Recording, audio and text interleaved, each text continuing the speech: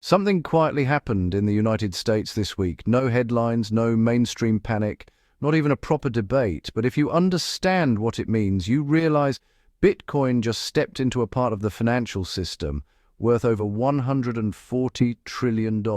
New Hampshire became the first US state to approve a Bitcoin-secured municipal bond, a Bitcoin-backed government loan.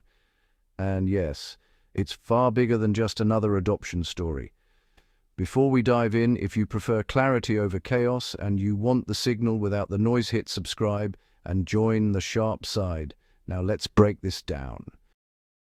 Most people don't understand how government financing works. Municipal bonds are simply loans that cities and states use to build things: infrastructure, housing, water systems, innovation funds.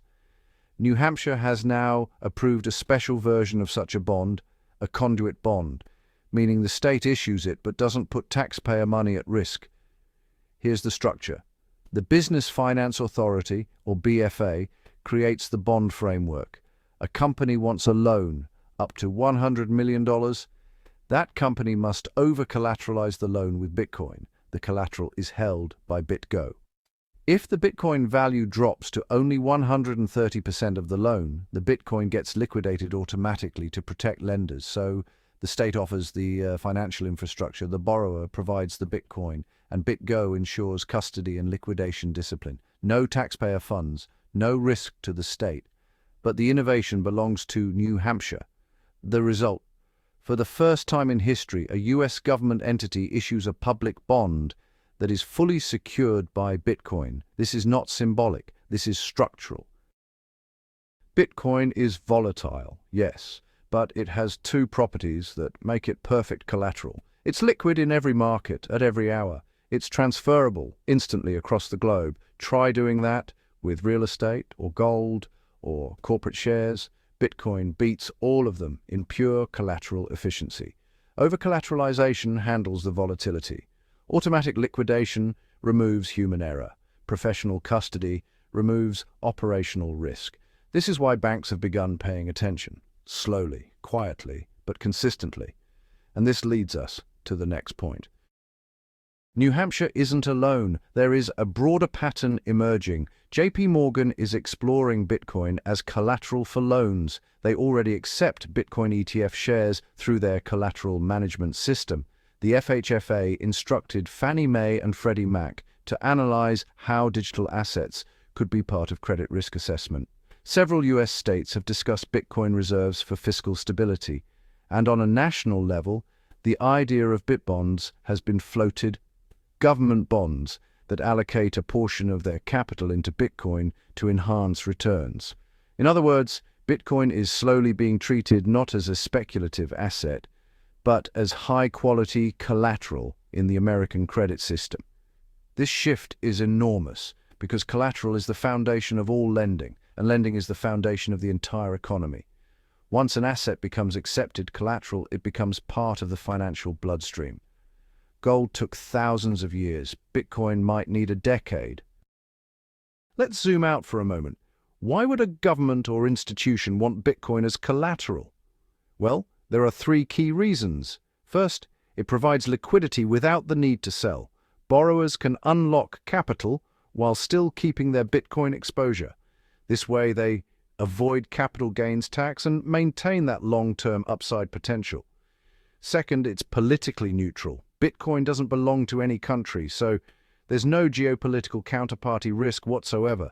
No freezing, no censorship, and honestly, that's extremely attractive in a world with rising strategic tension. Third, it scales. If Bitcoin can work as collateral for a $100 million conduit bond, it can work for corporate finance, state-level finance, and eventually national treasury products. So, New Hampshire isn't just testing something new. They're actually proving a model, and if it works, it will be copied. States copy good ideas much faster than most people think. Here's where things get really fascinating. Bitcoin's market cap today is just over $1 trillion. That's small, tiny really, barely visible compared to the credit system. The global bond market is over $140 trillion. If Bitcoin becomes accepted as collateral in even a tiny fraction of that system, two things happen. First, demand for Bitcoin increases because institutions need to buy it, to use it as collateral. Second, supply tightens, since that Bitcoin sits locked in collateral structures rather than on exchanges. This compresses the entire supply side and, well, it creates a form of synthetic scarcity on top of Bitcoin's already fixed issuance. And this is just one state, one structure, one precedent. Imagine 10 states doing this. Imagine national governments getting involved. Imagine major banks, insurance companies, and pension funds adopting Bitcoin-secured lending frameworks. The demand curve bends upward. The supply curve freezes. You really don't have to be an economist to see what happens next. People often say Bitcoin doesn't get adopted in bear markets, but that's simply not true. Real adoption always happens quietly, structurally, where there's no hype, no noise, no charts moving on your screen.